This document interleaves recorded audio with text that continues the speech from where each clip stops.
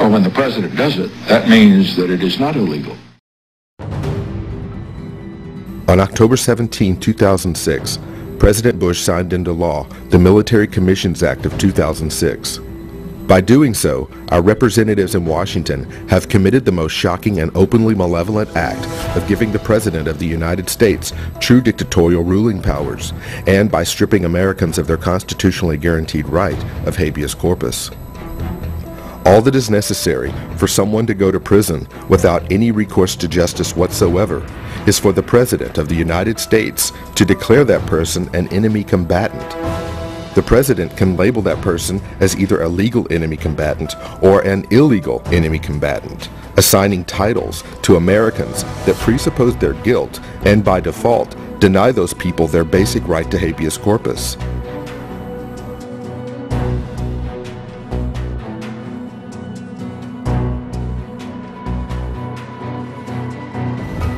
Adopted in 1787, the U.S. Constitution specifically states that the privilege of the writ of habeas corpus shall not be suspended unless when in cases of rebellion or invasion the public safety may require it.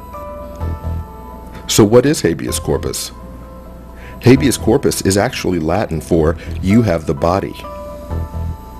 Also known as the Great Writ, habeas corpus is a petition filed with the court by a person who objects to his own or another person's detention or imprisonment. But it's more than that. In family law, habeas corpus allows children who've been wrongly removed from a parent or a guardian to be returned to that parent or guardian. If you go to jail for any reason, habeas corpus is your get-out-of-jail-free card. It prevents jurors from being imprisoned for returning a verdict that the presiding judge may disagree with. And up until October 2006, it prevented the President of the United States from being able to secretly lock up anyone and throw away the key on his sole authority. Vested with the power to remove any citizen's right of habeas corpus, the President of the United States arguably has more power now than the King of England did at the time of our revolution in 1776. I disagree with your assertion of unchecked power. If this were a dictatorship, it'd be a heck of a lot easier. Just so long as I'm the dictator.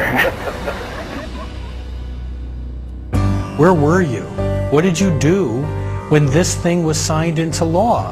There were people that protested the Japanese concentration camps. There were people that protested these other acts.